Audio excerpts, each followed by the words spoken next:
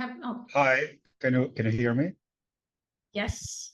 I just first of all, I'm just like kind of amazed with the whole with this meeting, it's just so important to have contact with the author and also understand how is the process of translation that I suppose be a very, very difficult journey. So I would like to ask, because Bruna was saying before how difficult it is to kind of convincing the importance of this book in terms of a translation to another language.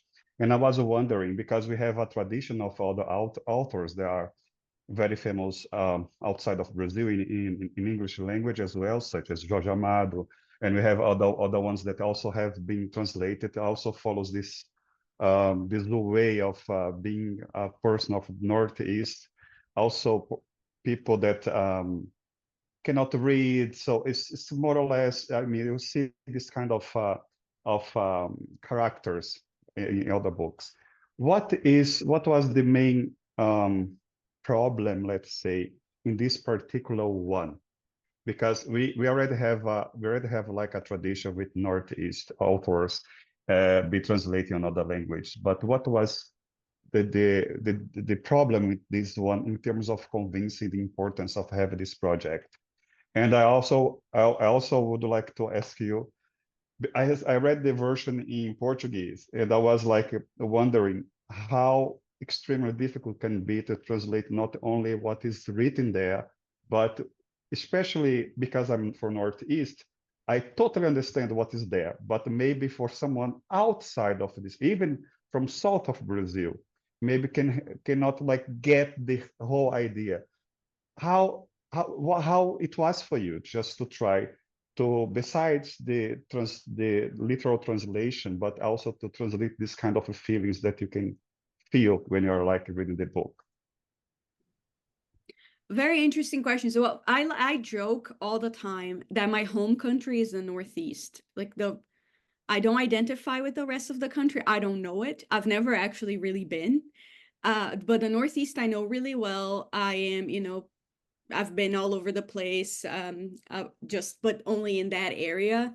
And my mom, who's here, is from Paraíba, and my dad is from Ceará, and I'm from Rio Grande do Norte. So it's like a proper sandwich. I know Ceará, where Stênio's characters are based, really, really well. Like I know rural Ceará. My dad lives nearby, and I would go there every year.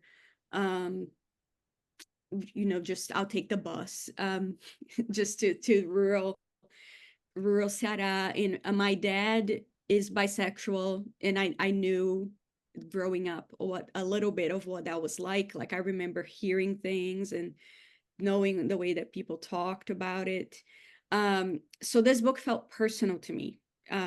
But I wasn't the one who pitched it to this publisher. It kind of already happened. I don't know why Michael was interested in it or how, this all came about.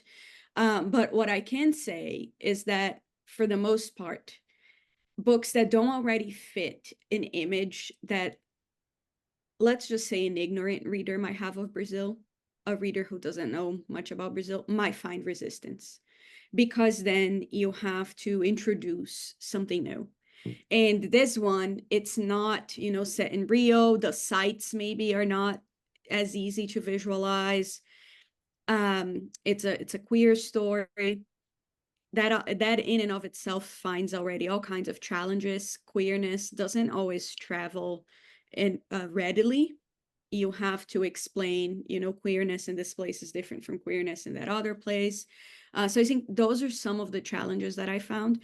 As for the translating the kind of language that is home to me, I think it had to do a lot with playing with syntax and rhythm and sound and understanding the sound, like what pushed the narrative forward, the orality, the momentum in the language was really important to me. There is this, how to even explain this? There was something in Stênio's language, but also something that I see in the Portuguese from the Northeast that it's almost like instead of the language standing up, it's kind of leaning forward. It's always leading like chain. It's like a chain. It's always pulling the next word. I mean, good writing does this in general, which is to say, I think people from the Northeast are very gifted storytellers.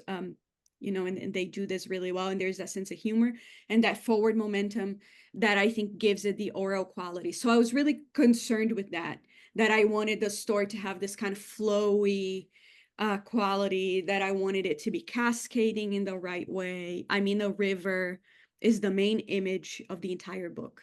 So I think that was very conscious in Stênio's part. Yeah, so those are my priorities, I guess. Sound, I read it out loud a bunch, and making sure the syntax was playful in all the right ways, that it wasn't too serious, not too self-serious when it shouldn't be. Yeah, but overall, it's really hard to explain. It's just something that I have, or that I get. I have a hard time sometimes when I'm translating Brazilian books from the other parts of Brazil. I'm like, what's happening? Are they serious because they're mad? Are they serious? You know, there's a little bit of a cultural gap, but not here. This one, it just felt like, oh yeah, I know. Yeah, makes my job easier.